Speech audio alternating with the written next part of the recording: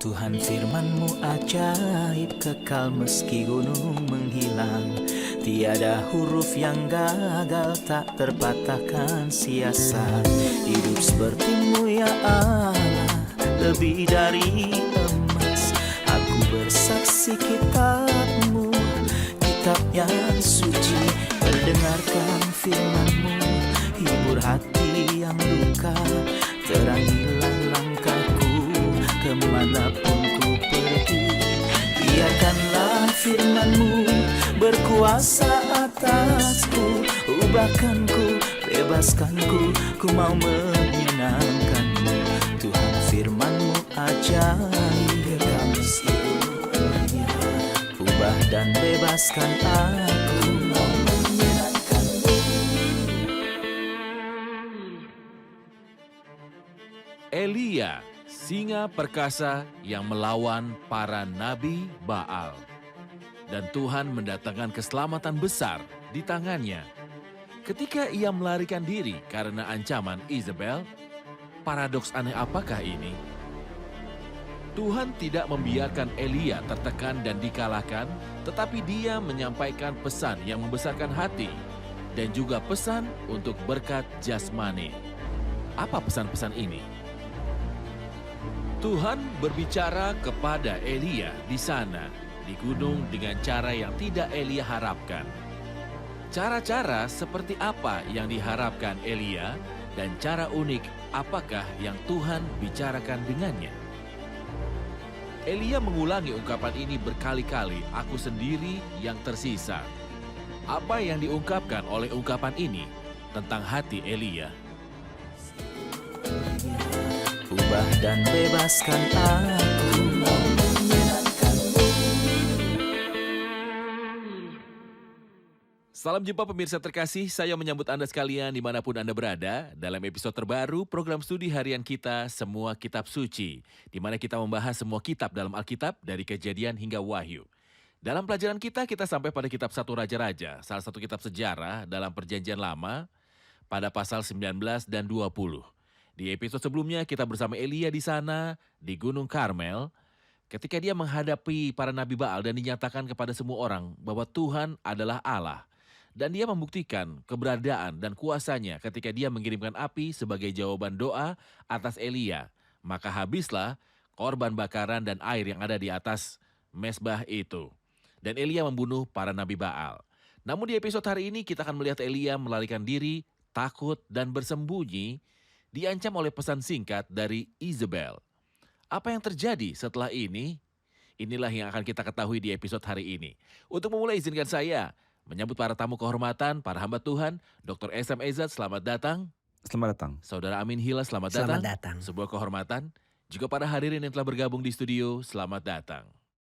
Saudara Amin, kami ingin Anda memberi kami gagasan awal tentang pasal 19 dan sikap Elia dalam pasal 19 ini. Faktanya kita melihat dalam sikap Elia di pasal 19 kelemahan dan kegagalan. Dalam pasal 18 kita melihat kekuatan. Bagaimana Elia dengan doanya membiarkan hujan turun, menurunkan api dan memakan korban bakaran dan dia membunuh para nabi Baal. Tapi di pasal 19 dia takut akan pesan, takut pada seseorang wanita Isabel, istri Ahab. Karena dia wanita jahat dan kita menemukan di sini bahwa orang percaya kadang-kadang mengalami saat-saat lemah. Terkadang ada hari-hari ketika saya merasa sangat kuat dan terkadang saya merasa sangat lemah. Tapi saya menemukan bahwa Tuhan adalah Allah yang sangat setia. Bagaimana dia merawat hambanya dan bagaimana Elia ketika dia meminta agar dia mati dan berkata, ya Tuhan ambillah nyawaku sebab aku ini tidak lebih baik daripada nenek moyangku. Kami menemukan bahwa seorang malaikat datang dan menyentuhnya dan berkata kepadanya, bangunlah dan makanlah. Dia menemukan roti dan menemukan kendi air di kepalanya. Dia makan dan minum dan berbaring lagi. Lalu malaikat menyentuhnya dan berkata, bangunlah dan makanlah sebab kalau tidak perjalananmu nanti terlalu jauh bagimu. Jadi saat lemah Tuhan merawatnya dengan sangat-sangat khusus. Ini menunjukkan hati Allah yang penuh kasih kepada orang kudusnya. Dr. Esam, kita akan membaca ayat dari pasal 19 dari 1 sampai 9 dan akan kembali kepada Anda untuk memberikan pertanyaan. Ketika Ahab memberitahukan kepada Isabel segala yang dilakukan Elia, perihal Elia membunuh semua nabi itu dengan pedang, Maka Izebel menyuruh seorang suruhan mengatakan kepada Elia, "Beginilah kiranya para Allah menghukum aku, bahkan lebih lagi daripada ini. Jika besok kira-kira pada waktu ini aku tidak membuat nyawamu, sama seperti nyawa salah seorang dari mereka itu." Maka takutlah ia, lalu bangkit dan pergi menyelamatkan nyawanya. Dan setelah sampai ke Beersheba yang termasuk wilayah Yehuda, ia meninggalkan bujangnya di sana. Tetapi ia sendiri masuk ke padang gurun sehari perjalanan jauhnya, lalu duduk di bawah sebuah pohon arar, kemudian ia ingin mati. Katanya, "Cukuplah itu sekarang ya Tuhan. Ambillah nyawaku sebab aku ini tidak lebih baik daripada nenek moyangku." Sesudah itu ia berbaring dan tidur di bawah pohon arar itu. Tetapi tiba-tiba seorang malaikat menyentuh dia serta berkata, "Bangunlah, makanlah." Ketika ia melihat sekitarnya, maka pada sebelah kepalanya ada roti bakar dan sebuah kendi berisi air. Lalu ia makan dan minum, kemudian berbaring pula. Tetapi malaikat Tuhan datang untuk kedua kalinya dan menyentuh dia serta berkata, "Bangunlah, makanlah, sebab kalau tidak perjalananmu nanti terlalu jauh bagimu." Maka bangunlah ia lalu makan dan minum, dan oleh kekuatan makanan itu ia berjalan 40 hari 40 malam lamanya sampai ke gunung Allah, yakni Gunung Horeb. Di sana masuklah ia ke dalam sebuah gua dan bermalam di situ. Dokter Esam, bisakah Anda mengomentari reaksi Elia terhadap pesan ancaman dari Izebel? Kita mendengar bahwa reaksi Elia dalam pasal ini tampaknya dia gagal. Dan sebenarnya itu aneh, tapi saya hanya ingin mengingat sesuatu. Kita ingat bersama bahwa orang yang perkasa selalu diuji kekuatannya. Bahwa saya gagal pada hal yang lemah itu normal. Salomo mencintai wanita lalu dia menikahi banyak wanita dan dia gagal dalam hal ini. Ini normal, itu titik lemahnya. Tapi dia mengalami kegagalan di titik dia unggul. Ini dianggap sebagai cobaan terberat dan di mana yang hebat selalu diuji. Misalnya seperti Petrus. Dikenal karena keberaniannya. Apa yang terjadi padanya? Penyangkalan. Oh, kebalikan dari keberanian, kebalikan dari apa yang dikenalnya. Abraham dikenal karena imannya. Apa yang terjadi? Lihat apa yang dia katakan pada Sarah lebih dari sekali. Tidak percaya. Ini sangat sulit dan inilah yang terjadi pada Elia di sini. Elia adalah orang terkenal karena keberaniannya yang luar biasa. Beberapa waktu lalu dia membunuh 850 orang, 450 nabi dan 400 lainnya. Dan dia masih berada di puncak kemenangan. Anda tahu dan melihatnya takut akan pesan ancaman yang tidak penting. Ya, sayangnya orang-orang yang perkasa dicobai dengan cara ini. Hal kedua, di antara hal-hal yang harus diperhatikan oleh orang beriman adalah saat-saat kemenangan. Di saat-saat kemenangan, kemenangan yang memiliki suara yang sangat nyaring. Orang percaya sangat dekat dengan kelemahan dan kemunduran. Itulah mengapa ikat pinggang harus tetap untuk diikat setelah kemenangan dalam pertempuran yang berbeda. Elia dalam kemenangan ini yang merupakan puncak pertempuran yang dia menangkan seperti yang saudara Amin baru saja sebutkan. Lihat bagaimana sikapnya. Ketika di puncak kemenangan dia tidak berhati-hati, jadi dia gagal. Hal kedua, Elia benar-benar dalam kondisi kelelahan. Kelelahan psikologis dan kelelahan fisik. Dan tidak aneh bahwa setelah semua perjuangan ini dia mengalami kelelahan psikologis. Dan tidak aneh bahwa setelah semua pertempuran ini dia mengalami kelelahan fisik. Hal yang ingin saya peringatkan adalah sesuatu yang disebut reaksi cepat. Ketika memperhatikan ayat yang kita baca di awal, Ya, pasal yang ke-19 ayat yang ketiga, ketika dia melihat ini segera apa yang terjadi, lalu bangkit dan pergi menyelamatkan nyawanya. Reaksi spontan yang cepat tanpa memberi waktu pada diri sendiri untuk berpikir selalu mengarah pada kegagalan. Mungkin Anda ingat dalam 1 Samuel pasal 27, Daud berkata, Di dalam apa yang dia hatinya. katakan dalam hatinya? Pada suatu hari aku akan binasa. oleh tangan. Oleh tangan Saul, siapa yang mengatakannya? Bagaimana Anda menganggap ini? Pasal 26 dan 24 dari 1 Samuel menunjukkan bahwa Saul adalah orang yang akan binasa oleh tanganmu. Bukan kamu yang akan binasa oleh tangannya. Jadi apa yang terjadi? Lihat reaksi cepatnya. Jadi tidak ada yang lebih baik bagiku selain meluputkan diri dengan segera ke negeri orang Filistin. Reaksi cepat membawanya pada perilaku yang salah. Dan ini terjadi pada Elia di sini. Begitu dia melihatnya, dia mulai melihat dirinya sendiri. Hidupnya. Dan inilah mengapa ketika dia berlari dia menjalani untuk hidupnya. Setelah itu, hal ini bagi hidupnya jika diri sendiri adalah pusat dan ketika takut akan kehidupan akan diri sendiri, akan perasaan orang, penderitaan dan kesulitan adalah apa yang berputar di sekitar seseorang. Tidak aneh bahwa setelah ini dia gagal. Ini adalah hasil yang biasa bahwa setelah itu orang tersebut gagal. Semua faktor ini membuat reaksi Elia menjadi aneh terhadap orang hebat. Dan dia akan tetap hebat seperti Elia. Kami akan istirahat Dr. Esam dan saya akan kembali kepada Anda setelah istirahat dengan sebuah pertanyaan tentang resiko dari kesuksesan.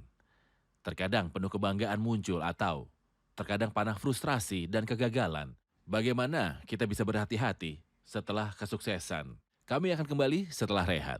Berkuasa atasku, ubahkanku, bebaskanku, ku mau menyenangkanmu. Tuhan firman-Mu ajaib, kekal meskipun hilang. Ubah dan bebaskan aku, mau menyenangkanmu. Kami telah kembali pemirsa terkasih untuk melanjutkan studi kita. Dr. Esam, saya bertanya kepada Anda sebelum istirahat tentang setelah kesuksesan dan penggunaan ilahi, kita bisa terpengaruh oleh kesombongan dan kegagalan. Bagaimana seharusnya Bisa kita ini atau berhati-hati? itu. Misalnya setelah insiden Yeriko, dan ini adalah kemenangan yang tidak biasa bagi umat Allah yang dipimpin oleh Yosua. Ai muncul setelah ini. Memang benar di belakang Ai ada masalah, satu orang Sebuah berdosa, pengkhianatan. pengkhianatan. Tapi pada saat yang sama Alkitab mengatakan bahwa mereka tidak berdoa atau meminta pada Tuhan. Apa yang mereka pikirkan? Ai adalah kota kecil. Yeriko adalah kota besar dan kita pergi keluar. Kita semua, apa yang Anda lakukan? Anda hanya berbaris. Jadi kita semua tidak perlu pergi, 3.000 orang sudah cukup. Apa artinya ini? Kesombongan itu mempengaruhi mereka dan mereka merasa bahwa mereka lebih kuat. Mereka tidak tahu bahwa kemenangan adalah milik Tuhan. Dan apa hasilnya? Hasilnya adalah kekalahan. Saya juga ingat contoh lain tentang kesombongan Petrus ketika Bapa mengungkapkan kepadanya pernyataan yang luar biasa ini, engkau adalah Mesias, anak Allah yang hidup. Saya pikir ini adalah puncaknya dan Kristus memuji dia, berbahagialah engkau, Simon bin Manusia. Yunus, sebab bukan manusia yang menyatakan itu kepadamu, melainkan Bapakku yang di surga. Lihatlah setelah segera ini ketika Tuhan berbicara tentang salib dan kematian dan bahwa saya akan dikhianati ke dalam tangan ini dan itu, Alkitab mengatakan ungkapan serius ini bahwa Petrus membawanya ke samping, bahwa Petrus membawa Tuhan ke samping dan mulai menegurnya. Oh, apa ini? Engkau pergi terlalu jauh. Engkau, wahyu ini datang dari Bapa. Jadi Tuhan berkata kepadanya, enyahlah, dia berkata kepada Tuhan, jauhilah daripadamu. Enyahlah iblis, engkau suatu batu sandungan bagiku. Ada banyak kasus yang memperjelas bahwa kita cenderung sombong. Cenderung mengalihkan pandangan kita dari Tuhan dan inilah bahayanya. Jadi sebelum kita membesarkan diri kita sendiri, mata kita telah berpaling dari Tuhan. Kita melihat apa yang telah kita lakukan. Kita melihat pencapaian yang telah kita lakukan dan kita melihat apa yang telah kita capai. Seperti Petrus ketika sedang berjalan di atas air dan segera setelah mata kita berpaling dari Tuhan, segala sesuatu mungkin terjadi. Apa yang terjadi di sini pada Elia menunjukkan bahwa ada kegagalan setelah pencapaian besar dan akibatnya kita hampir gagal setelah pencapaian besar. Benar. Mohon izinkan saya untuk berbicara kepada hadirin karena saya tahu mereka memiliki pertanyaan sekarang. Pertanyaan Anda silakan. Elia adalah seorang beriman. Tapi sebelum mengalami bahaya, dia sudah takut dan melarikan diri. Pertanyaan saya, bukankah ini dianggap sebagai keputusan bagi kita? Jika Elia bertindak seperti itu dan lemah seperti itu, apa yang akan kita lakukan? Sebenarnya kita tidak perlu berkecil hati karena Rasul Paulus berkata kepada Timotius, sebab Allah memberikan kepada kita bukan roh ketakutan, melainkan roh yang membangkitkan kekuatan, kasih, dan ketertiban. Kita seharusnya dimotivasi, tetapi saya bertanya, apa yang menyebabkan ketakutan Elia dalam pasal ini? Dua faktor. Yang pertama adalah stres fisik yang sangat luar biasa. Di pasal 18, dia menyelesaikan 12 hal yang menyebabkan kelelahan yang luar biasa. Hal kedua adalah faktor psikologis. Kenyataannya, kita melihat Elia sebagai pria yang keras, tegas, kuat, dan berani. Tetapi psikologisnya, psikologi batinnya itu Seorang lemah. pria dengan sifat seperti kita. Seorang pria yang sifatnya seperti kita, jiwanya terlalu peka, didorong oleh emosinya. Dan saya pikir di pasal sebelumnya, dia membunuh para nabi Baal. Dan Raja Ahab tidak mengatakan sepatah kata pun. Dia merasa mengasihani diri sendiri karena seorang wanita dalam pasal ini berusaha membunuhnya. Dia merasakan semacam frustrasi dan gagal. Jadi dua faktor, yaitu kelelahan fisik yang luar biasa dan faktor psikologis, mendorongnya atau membawanya ke arah kegagalan ini. Berikan dorongan untuk saya jika saya melihat Elia seperti itu. Anda mengatakan bahwa ada alasan yang membuatnya melakukan itu. Dia jatuh dan takut. Bagaimana supaya kita terdorong? Karena kita tahu Allah memberikan kepada kita bukan roh ketakutan. Bisakah Anda mendorong saya dengan kata lain, agar saya tak takut gagal? Saya tidak harus melihat diri saya sendiri. Pada saat yang sama saya seharusnya tidak selalu berharap. yang baik dari orang-orang, artinya dia mengharapkan itu sama seperti Ahab yang tidak melakukan apa saja untuk Elia. Dia berharap Isabel akan melakukan hal yang sama. Saya seharusnya tidak mengharapkan yang baik dari yang jahat. Hal kedua, saya tidak melihat diri saya sendiri, tapi saya melihat Tuhan, saya didorong oleh Tuhan. Dr. Esam, tentu saja Tuhan tidak membuat hambanya frustrasi, gagal, dan tidur di bawah pohon arar. Tapi dia turun tangan untuk menyegarkannya dan menolongnya. Bagaimanakah campur tangan Tuhan dalam kejadian ini? Selalu ketika hati menunjuk kepada Tuhan, hati mengagungkan Tuhan yang luar biasa ini. Salah satu hal indah yang diceritakan tentang Tuhan adalah bahwa Dia adalah segala anugerah atau Tuhan atas segala anugerah. Tidak ada kualitas seperti ini kecuali dalam Dia. Dan ini adalah alat yang Dia gunakan pada kegagalan apapun, tidak peduli seberapa hebat Dia. Anda lihat Dia berjalan di tangga yang kita bicarakan, lalu Dia duduk di bawah pohon ara, kemudian Dia meminta untuk mati dengan ungkapan yang agak aneh, ambillah nyawaku. Mengapa? Sebab aku ini tidak lebih baik daripada nenek moyangku. Di mana nenek moyangmu? Di mana kita mendengar tentang mereka? Ketika Elia pertama kali muncul di pasal yang ke-17, kita tidak mengenal nenek moyangnya, tetapi kita tahu tentang Tuhan hidup. Dia milik Tuhan. Seolah dia melepaskan diri dari nenek moyangnya. Saya berafiliasi dengan Tuhan, tapi saya melepaskan diri. Saya akan kembali pada nenek moyang saya lagi. Mereka mati dan aku akan mati seperti nenek moyangku. Ambillah nyawaku sebab aku ini tidak lebih baik daripada nenek moyangku. Jadi nostalgia lama datang, dia melepaskan diri dari Tuhan. Apa sikap Tuhan yang agung? Saya ingat 2 ayat. Yang pertama, dalam Mazmur pasal 56, dikatakan, sengsaraku engkaulah yang menghitung-hitung, matamu tertuju kepadaku.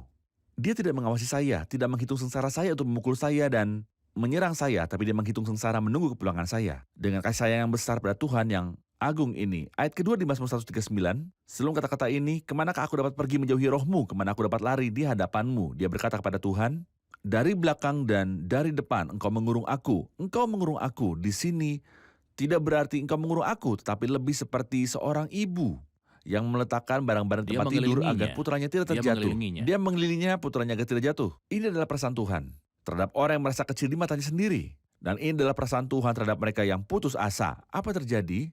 Saat Anda membaca di bagian ini, seorang malaikat menyentuh dia, serta berkata kepadanya, bangunlah, makanlah.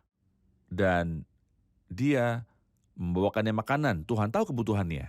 Kemudian sekali lagi dia bangun dan makan, malaikat Tuhan datang. Untuk kedua kalinya dan menyentuh dia dan serta berkata, bangunlah, makanlah. Saya ingat 2 hal. Yang pertama, apakah itu Tuhan? Kristus ketika dia ada di bumi. Dalam Yohanes 21, apakah Anda ingat apa yang dia lakukan kepada murid ketika Petrus berkata, aku akan pergi memancing, dan mereka berkata, kami akan pergi denganmu, tidak lebih baik daripada nenek moyangku, dengan cara yang sama. Tapi Kristus yang tahu bahwa ia kelelahan, dan laut yang tertutup bagi mereka, ia menyiapkan makanan untuk mereka di pantai. Ia tahu bahwa orang yang kelelahan membutuhkan hal ini, jadi dia menawarkan bantuan ini. Hal kedua, bantuan ini ditawarkan di sini. 2 kali, karena saat frustasi kita selalu membutuhkan kasih karunia demi kasih karunia demi kasih karunia. Itu sebabnya Tuhan menyiapkan pertolongan baginya lebih daripada sekali. Dan ketika Tuhan memutuskan untuk membawa kembali seseorang, tidak ada yang dapat menghalanginya. Bagaimanapun orang ini frustasi, Benar. inilah yang Tuhan lakukan dengan bencana besar yang digunakan Tuhan. Saudara Amin, setelah itu mulai dari ayat 10, Tuhan menampakkan dirinya kepada Elia dan berbicara dengannya dengan cara yang tidak terduga. Kita akan rehat sejenak dan kembali untuk bertanya kepada Anda, apa cara yang diharapkan Elia yang Tuhan gunakan untuk berkomunikasi dengan dia, dan bagaimana Tuhan berbicara kepadanya setelah istirahat. Berkuasa atasku, ubahkanku, bebaskanku, ku mau menyenangkanmu. Tuhan firman-Mu ajaib, kami seluruhnya. Ubah dan bebaskan aku, mau menyenangkanmu. Kami kembali pemirsa terkasih untuk melanjutkan studi ini di pasal ke-19 dan 1 Raja-Raja 20. Saudara Amin, saya bertanya kepada Anda tentang cara yang diharapkan Elia yang digunakan Tuhan untuk berkomunikasi dengannya. Dan apa satu-satunya cara Tuhan untuk berbicara dengannya? Elia pergi ke gunung Allah, Horeb. Dan kita tahu bahwa ini adalah gunung tempat Tuhan berbicara dengan Musa dan memberinya hukum. Faktanya, Tuhan berkata, keluarlah dan berdiri di atas gunung itu di hadapan Tuhan. Dan maka Tuhan lalu saya melihat di sini 4 hal. Angin besar dan kuat yang membelah gunung-gunung dan memecahkan bukit-bukit batu. tapi tidak ada Tuhan dalam angin itu. Kita temukan dan sesudah angin itu datanglah gempa tetapi tidak ada Tuhan di gempa itu. Dan sesudah gempa itu datanglah api tetapi tidak ada Tuhan dalam api itu. 3 hal pertama ini, angin besar dan kencang, gempa bumi dan api, inilah yang terjadi di Gunung Sinai, di Gunung Dewa Horeb ketika hukum diberikan. Tidak satu pun melalui hal-hal ini Tuhan berbicara kepadanya. Tetapi kita menemukan hal keempat dan sesudah api itu, datanglah bunyi angin sepoi-sepoi. Dapat saya katakan ini adalah suara anugerah. Allah segala kasih karunia ingin berbicara kepada Elia dalam kasih karunia yang besar, bunyi angin sepoi-sepoi. Sesuatu yang lain, saya dapat mengatakan bahwa perbuatan besar Tuhan dilakukan dengan tenang. Bunyi angin sepoi-sepoi. Pintu-pintu yang besar, pintu-pintu besar terbuka pada engsel yang kecil dan terbuka dengan kunci yang kecil. Jadi hal-hal besar tetapi dilakukan dengan tenang, ini adalah cara Tuhan. Hal yang besar dengan cara yang tenang, kasih karunia yang besar. Kita akan beralih ke hadirin untuk mengambil pertanyaan dari mereka. Ada pertanyaan? Elia ada saat ketika dia merasa tertekan dan merasa bahwa dia sendirian. Tetapi apakah ini mengharuskan Tuhan membebaskannya dari tugasnya sebagai nabi, dan bukan hanya ini, tapi dia memerintahkan untuk mengurapi orang lain, seperti Elisa? Apakah situasinya mengharuskan Tuhan membebaskannya dari kewajibannya dan menugaskan dia untuk mengurapi orang lain sebagai gantinya? Apa yang terjadi pada Elia sebenarnya adalah masalah yang sulit. Mengapa? Pertama, mementingkan diri sendiri, dan ini adalah salah satu masalah yang paling serius yang dapat menghentikan misi seorang hamba dan dapat menghambat sepenuhnya. Dia tidak hanya melihat dirinya sendiri hebat, tapi dia juga berputar di sekitar dirinya sendiri. Kata, hanya aku seorang diri yang tinggal, berarti tidak ada orang lain bersamaku. Tidak ada orang lain yang berguna. Tidak ada orang lain yang dapat memenuhi misi ini. Jika aku pergi, maka hal itu akan hancur. Secara sederhana, kata-kata ini sangat serius, dan ini selalu menuntun, selalu mementingkan diri sendiri, mengarah pada keputusasaan. Hal kedua, Eli dalam kisah ini melakukan kebalikan dari apa yang selalu dia lakukan. Elia adalah orang yang paling banyak berdoa bagi orang-orang, dan seperti yang disebutkan di episode sebelumnya, dia berdoa untuk mereka agar langit menutup berkat bagi mereka, dan dia berdoa untuk mereka agar langit dibuka. Tapi di sini kita baca Roma 11 bahwa jenis doa ini sangat aneh dan sangat berbeda. Roma 11 ayat 2 mengatakan pertama bahwa Tuhan tidak menolak umatnya. Tuhan belum. Dia menautkannya kepada paragraf bahwa Tuhan tidak menolak, umat Tuhan selalu berharga bagi Tuhan. Berharga bagi Tuhan karena Tuhan memiliki kasih bahkan jika orang-orang lelah. Ya. Akibatnya ayat 2, Allah tidak menolak umatnya yang dipilihnya. Apa kamu tidak tahu apa yang dikatakan kitab suci tentang Elia? Apakah yang Alkitab katakan tentang Elia? Dia mengulangi ayat yang sama ini. Waktu ia mengadukan Israel kepada Allah. Tapi apa yang ia katakan saat mengadu? Tuhan, nabi-nabimu telah mereka bunuh, mesbah-mesbahmu telah mereka runtuhkan, hanya aku seorang dirilah yang masih hidup dan mereka ingin mencabut nyawaku. Seolah-olah Alkitab mengatakan bahwa doa ini adalah pembelaan. Lihat, mereka adalah pembunuh. Lihat, mereka yang menghancurkan mesbahmu. Lihat, seolah dia berkata pada Tuhan, waspadalah terhadap mereka. Mereka pantas mendapatkan penghakiman. Pikiran ini Tuhan tidak suka.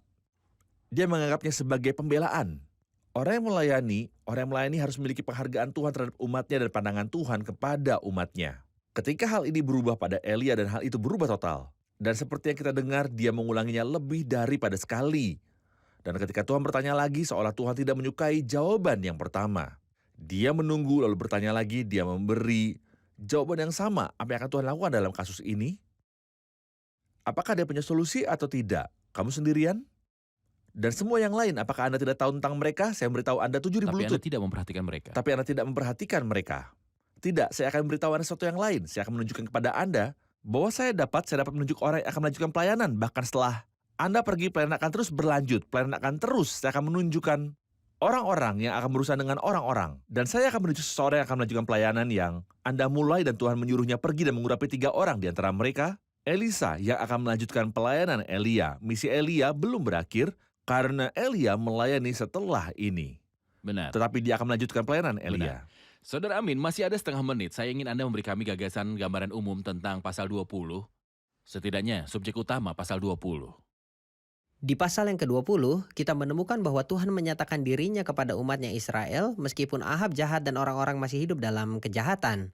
Tapi Tuhan mengungkapkan dirinya kepada orang-orang. Ben-Hadad Raja Syria datang untuk memerangi orang Israel dan meminta untuk mengambil semuanya dari Ahab. Tapi seorang nabi datang mendekati Ahab dan berkata, "Sudahkah kau lihat semua orang yang ramai itu? Aku akan menyerahkan mereka supaya engkau tahu bahwa akulah Tuhan." Jadi di pasal sebelumnya, Tuhan menyatakan dirinya dengan api yang jatuh dan memakan korban bakaran itu. Dalam pasal ini Tuhan menyatakan dirinya dan Ahab mengalahkan kerajaan Syria. Setelah itu Raja Syria datang dan berkata, "Allah mereka ialah Allah gunung, itulah sebabnya mereka lebih kuat daripada kita. Tetapi apabila kita berperang melawan mereka di tanah rata, pastilah kita lebih kuat daripada mereka." Hamba Allah pergi kepada Raja Israel dan berkata, "Oleh karena orang Aram itu telah berkata, Tuhan ialah Allah gunung dan bukan Allah dari dataran, akan kuserahkan seluruh tentara yang besar itu ke dalam tanganmu supaya kamu tahu bahwa akulah Tuhan." Memang mereka memasuki pertempuran meskipun mereka sedikit, tentara Syria sangat besar. Israel adalah sejumlah kecil seperti 2 kawanan kambing kecil. Kemenangan itu diraih seolah-olah Tuhan sedang menyatakan dirinya kepada umatnya, tapi sayangnya orang-orangnya tidak bertobat. Tuhan memberkati Anda, kita rangkum episode ini bersama para hadirin. Ada banyak cara yang Eli harapkan yang Tuhan gunakan untuk berbicara kepadanya. Tetapi Tuhan memiliki satu cara yang tidak terduga dan berbicara kepadanya. Adakah yang bisa memberi saya gagasan tentang cara-cara ini? Cara-cara ini seperti gempa bumi besar, api, dan angin karena Tuhan berbicara sebelumnya dengan Musa dengan cara yang sama ini. Jadi Elia berharap bahwa Tuhan akan berbicara dengannya dengan cara yang sama. Tapi sebenarnya dia berbicara kepadanya dengan bisikan rendah dan kita dapat melihat dalam suara anugerah ini bahwa hal-hal besar Allah dia melakukan dengan cara tenang. Elia mengulangi ungkapan berkali-kali dan berkata, bahkan aku saja yang tersisa. Dia merasa bahwa dia sendirian. Mengapa dia mengatakan itu dan bagaimana Tuhan menjawabnya? Kita mengerti bahwa Elia mencapai kondisi kelelahan yang luar biasa dari pasal-pasal sebelumnya. Ada kelelahan fisik, dia lelah dengan usaha yang dia lakukan, dan juga kelelahan psikologis. Karena dia sampai pada titik di mana dia melihat kemampuannya, dia egois, dia tidak melihat apa yang Tuhan lakukan. Jadi, dia sampai di sini dalam kondisi kelelahan ini. Tuhan menjawabnya dengan mendorongnya terlebih dahulu dan memberinya makanan. Kemudian, setelah itu, ketika Elia bersikeras bahwa dia sendirian, Tuhan berkata bahwa misi akan berlanjut dan dia menunjuk nabi lain, Elisa. Benar. Tuhan memberkati. Terima kasih para hamba Tuhan. Kita lanjutkan diskusi di episode selanjutnya. Sampai jumpa di episode selanjutnya. Tuhan menyertai.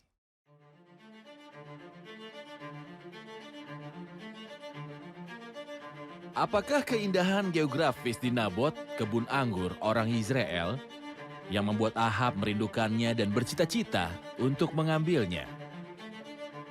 Apakah yang membuat Yosafat, raja yang saleh, membuat perjanjian dengan Ahab, raja yang jahat itu? Apakah yang menyatukan mereka? Bagaimana Mika, nabi yang setia kepada Tuhan dan berdiri bersama Allah melawan Ahab dengan segala keangkuhannya? Terlepas perjanjian Yosafat, raja yang saleh dengan Ahab, raja yang jahat, tetapi ini tidak menghalangi kebaikan Tuhan untuk berurusan dengannya dan juga menyelamatkannya.